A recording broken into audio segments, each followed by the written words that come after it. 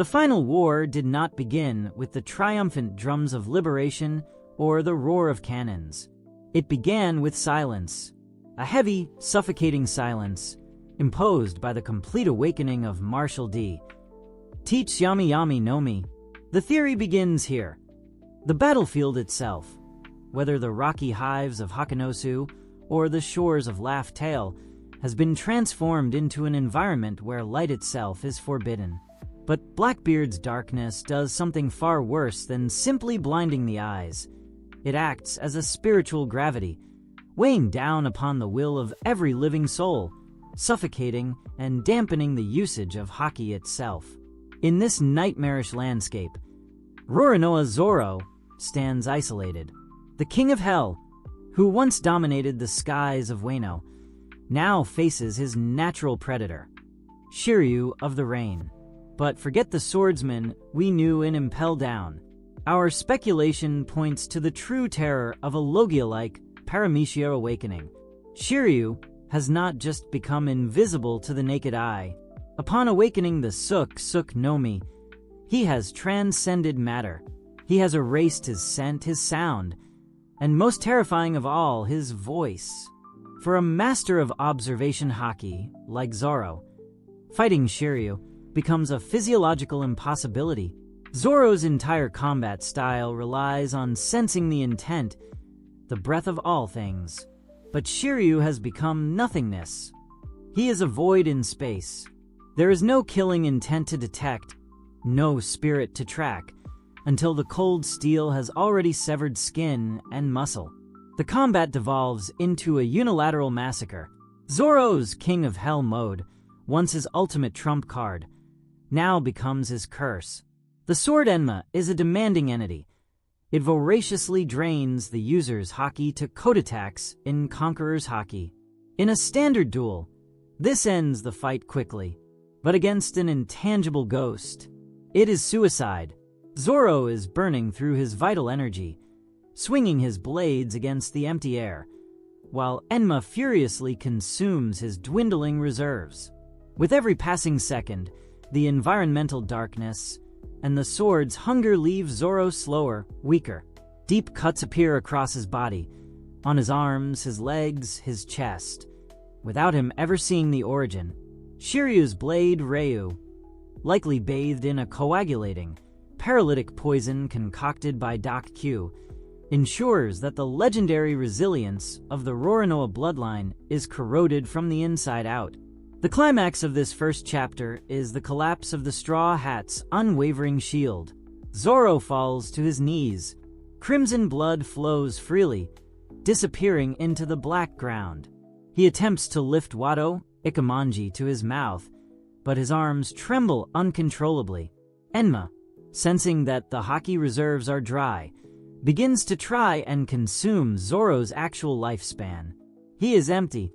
For the first time since his vow to Mihawk, defeat is not a distant possibility. It is standing right in front of him, invisible and laughing. The vessel is broken, void of its own strength, and it is exactly this hollowness that will allow the impossible to happen next. While the abyss swallowed the swordsman below, the heavens above were being torn asunder. This brings us to the second pillar of our theory, the metaphysical connection between the captain and his first mate.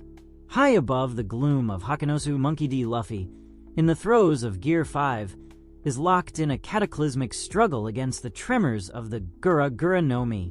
But the Nika transformation is not merely a boost in physical strength. It is the manifestation of absolute freedom and heightened spiritual awareness. Even amidst the manic laughter and the cartoonish violence of his battle with Blackbeard, Luffy's observation Haki picks up a terrifying silence where a roaring fire used to be. He feels Zoro's voice flickering out like a candle in a hurricane. We speculate that Gear 5 possesses a secondary unexplored ability, the capacity to share the rhythm of liberation. We have seen Luffy turn inanimate objects into rubber and impart his will upon the environment. The theory posits that in a moment of pure, instinctual desperation, Luffy does something unprecedented. He doesn't just manipulate the ground or the lightning. He manipulates his own life force. The drums of liberation, doom da da da, are not just a sound. They are a frequency of haki that defies the natural order.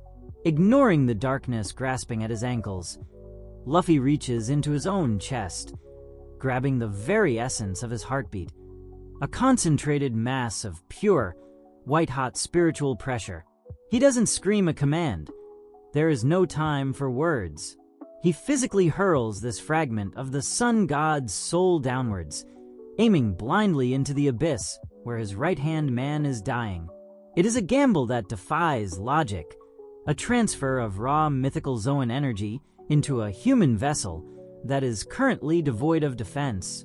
The energy bolt cuts through Teach's darkness like a comet, a streak of blinding white crashing into the spot where Zoro kneels. This is not a gentle healing technique like Marco's Phoenix Flames. This is violent. It is an infusion of chaotic, divine power. When that white lightning slams into Zoro's back, it doesn't comfort him. It shocks his failing heart back into a rhythm that no human body should sustain. From a lore perspective, this moment represents the ultimate clash of concepts. Zoro, who has spent the Wano arc mastering the King of Hell style, drawing power from the depths of restriction and suffering, is suddenly forcibly filled with the energy of Nika, the embodiment of joy and boundlessness. The impact creates a shockwave that momentarily clears the poisonous mist surrounding him. Zoro's body convulses. His blood, stagnant from the poison, begins to boil. The demonic spirit within Enma, which was starving just moments ago, suddenly finds itself gorging on an infinite, unfamiliar power source. This isn't just a recharge. It is a spiritual hostile takeover. The emptiness left by Zoro's drained haki is instantaneously flooded with the volatile essence of the sun, setting the stage for a transformation that is neither human nor demon, but something entirely new. The moment Luffy's raw spiritual energy slammed into Zoro, the result was not salvation, but a violent internal cataclysm. The body of the swordsman became the battleground for two diametrically opposing cosmic forces.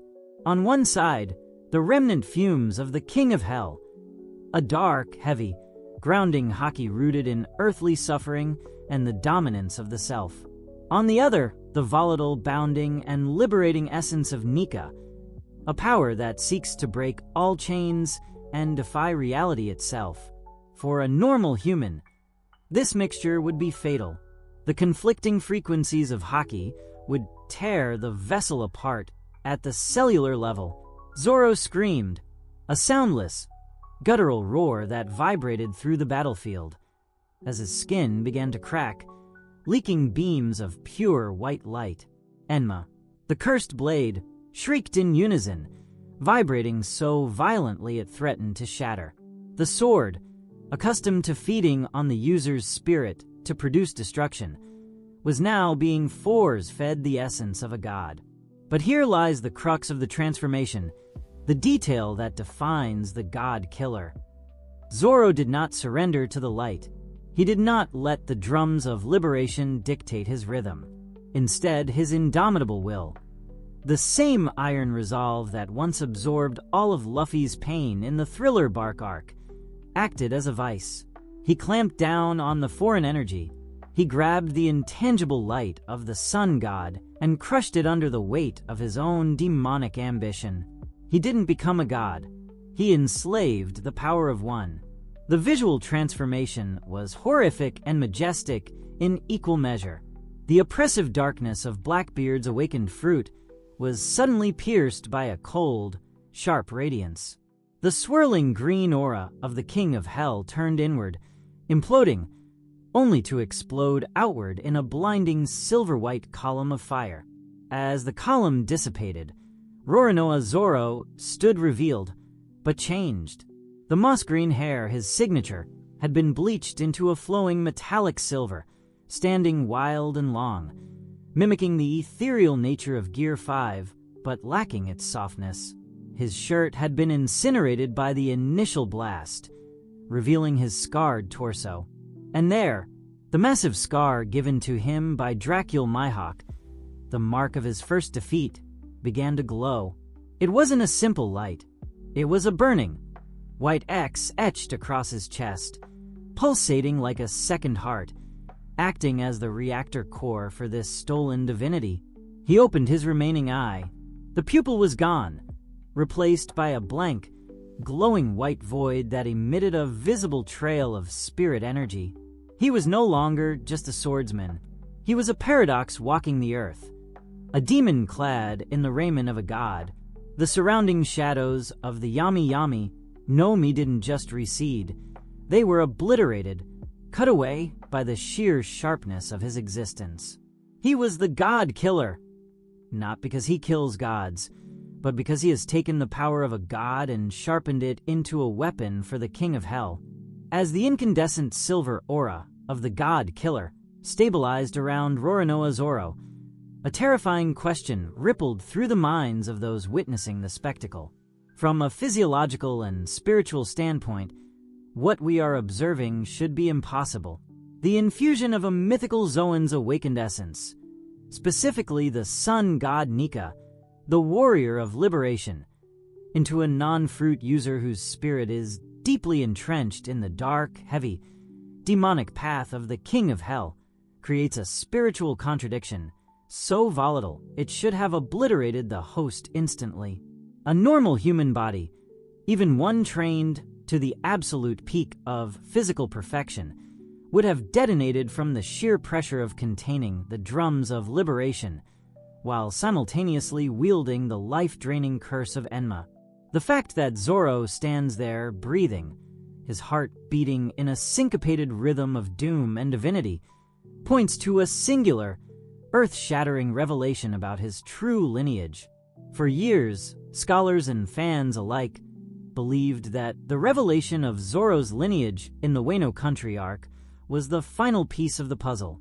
We were told he is a descendant of the Shimatsuki clan, carrying the blood of the legendary sword god Ryuma. While this explains his proficiency with the blade and his latent potential, it does not explain this specific anomaly. Being a Shimatsuki grants him the potential for a black blade, but it does not grant the durability to host the soul of a sun god. The theory posits that there is a deeper, darker secret hidden within the name Roronoa, a secret that connects him to the very enemies of the gods themselves. We speculate that Roronoa Zoro is, and has always been, a bearer of the will of D. Consider the evidence of his resilience throughout the saga. The will of D is often characterized by an indomitable will to survive and a smile in the face of death. While Zoro does not always smile like Luffy or Roger, his defiance of death is supernatural. He survived the fatal slash from Dracul Mihawk in the East Blue. He absorbed the accumulated pain and suffering of an entire crew in the Thriller Bark arc during the Nothing Happened incident, a feat that Kuma explicitly stated would kill him. Most recently, and perhaps most critically, he faced the literal Grim Reaper in Wano and returned from the brink. This was not a hallucination, it was a trial. Zoro's soul has been tempered by near-death experiences so frequently that his spirit has evolved to exist on the threshold between the living and the dead.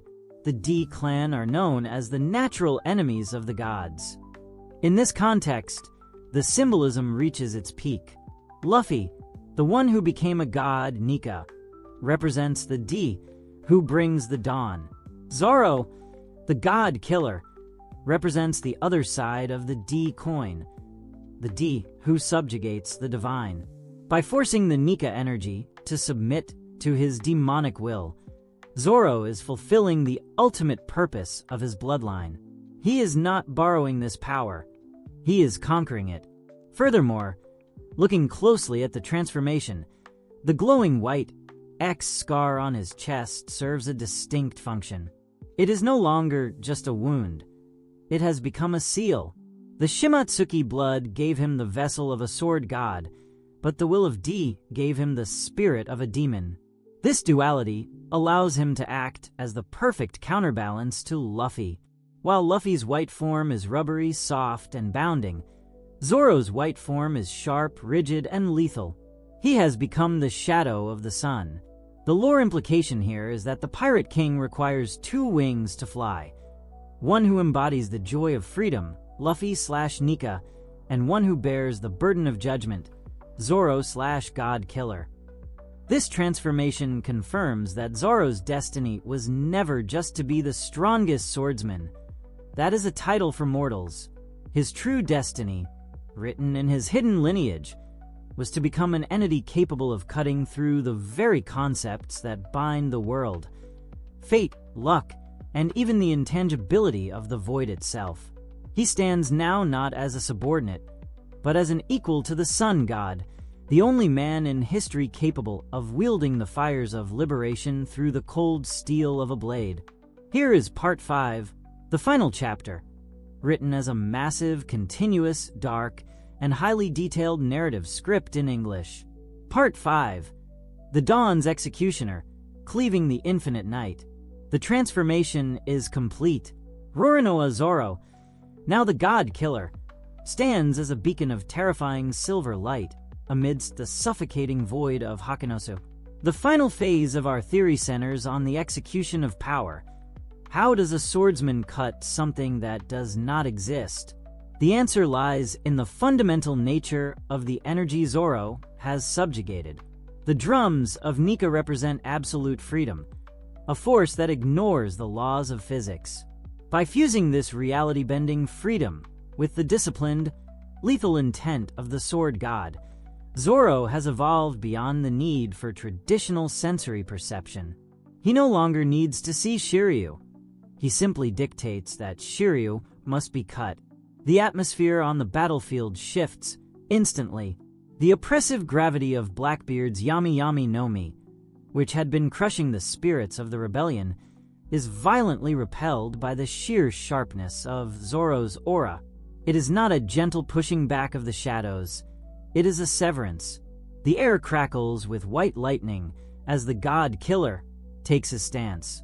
Wado Ikamanji in his mouth, Sandai Katetsu and Enma in his hands.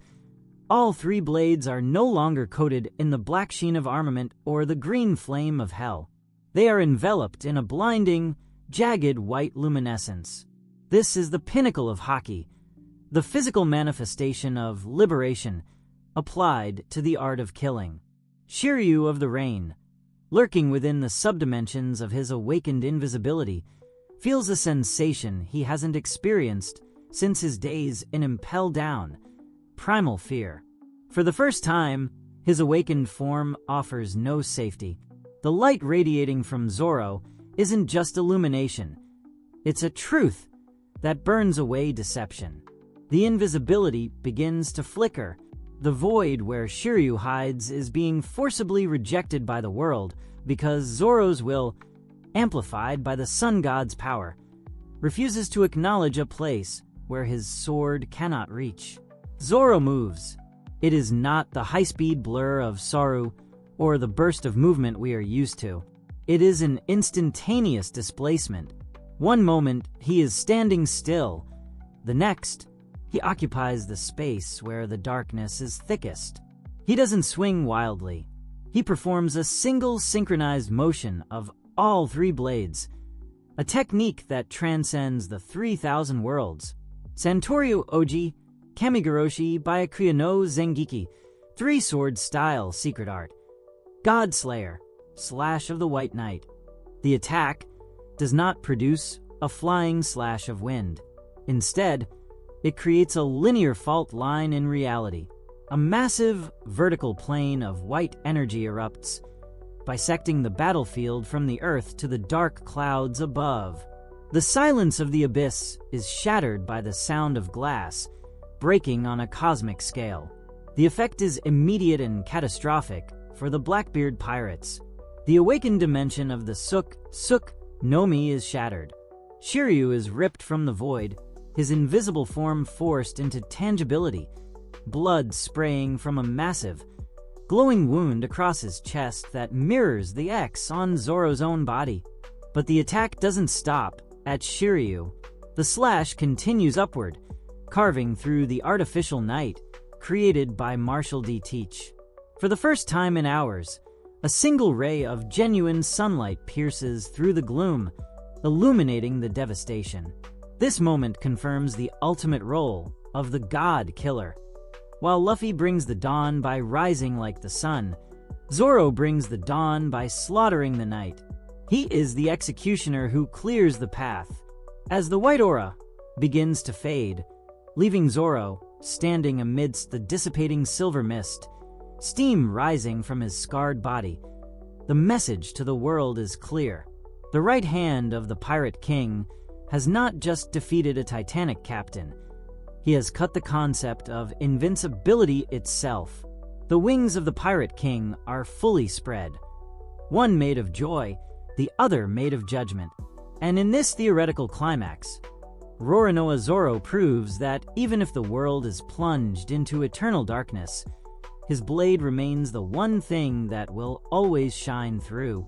Here is Part 6, the final epilogue and aftermath analysis, written as a massive, continuous, dark, and highly detailed narrative script in English. Part 6. The Price of Divinity, The Return of the Reaper. The slash that bifurcated the heavens above Hakanosu did not merely leave a scar upon the island's geography. It fractured the very power structure of the world. However, the moment the blinding silver radiance of the God Slayer technique dissipated, the cruel reality of human biology came to collect its insurmountable debt. This sixth and final chapter focuses on the immediate biological collapse and the terrifying global implications of the brief moment a mortal man wielded the power of absolute liberation. The instant Shiryu fell, defeated and exposed, the metaphysical tether between captain and first mate was violently severed. The energy of Nika, volatile and divine by nature, cannot permanently inhabit a vessel that lacks the elasticity and mythological resilience of an awakened Zoan fruit. The exodus of this energy from Zoro's body was as violent as its entry. The ethereal white glow that had clothed his hair and blades did not fade gently. It was expelled in a catastrophic burst of superheated steam, rupturing blood vessels and tearing through the swordsman's newly healed skin. Zoro, who seconds prior appeared as an untouchable deity, collapsed. But this was not a fall born of simple weakness. It was the structural bankruptcy of a vessel that had contained a supernova. The smoke rising from his scarred torso was not the whimsical, cartoonish vapor that surrounds Luffy in Gear 5.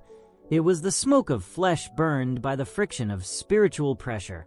The glowing silver X scar on his chest instantly darkened, turning a deep necrotic black, a permanent brand signifying that he had touched the forbidden and survived. Enma, now gorged on a quantity of haki that would take centuries to accumulate naturally, entered a state of deep dormancy, its purple blade becoming opaque, cold, and heavy as lead, refusing to be drawn. In this heavy silence following the battle, the theory expands to the reaction of the world's apex powers, a crucial element of Eiichiro Oda's world building. Far away, perhaps aboard the Cross Guild's flagship, the hawk eyes of Dracul Mihawk would widen imperceptibly. For the first time, the black blade Yoru on his back would vibrate not out of challenge, but out of recognition. Mihawk, who has long awaited someone to surpass his former rival Shanks, would sense a disturbance in the equilibrium of the world's swordsman. He would realize that Zoro has not walked the path of softness or pure technique. Zoro forced his own soul to become a black hole capable of swallowing and redirecting the light of a god. This recontextualizes their inevitable final duel. It will no longer be simply the strongest black blade versus the challenger, but rather the perfect order, Mihawk versus the liberating chaos, Zoro, the god killer.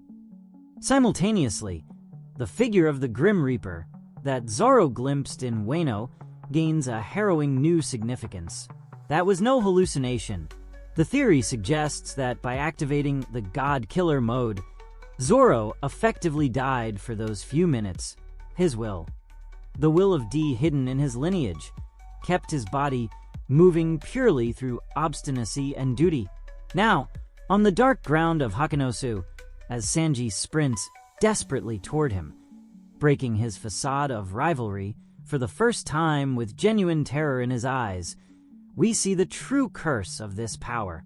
Zoro is not merely unconscious. He is in a spiritual limbo, once again negotiating his existence with the King of Hell. The final impact of this transformation is the message sent to the world government and the Gorosei. They feared Nika, the warrior of liberation, but now they possess a new, darker fear, the shadow of Nika. They realize that Joy Boy has not returned alone. He has returned with an executioner, a demon who requires no devil fruit to sever reality. The existence of the God Killer proves that human determination, when pushed to the absolute extremes of hell, can rival the divine powers of the fruits. The Vice Captain is not just a support, he is the failsafe. The world now knows that if the Sun God fails to bring the dawn with a smile, the God Killer will bring the dawn by force, cleaving the night itself in two. And so, Zoro sleeps, covered in blood and soot, having solidified his legend not just as the greatest swordsman, but as the most dangerous man on the seas.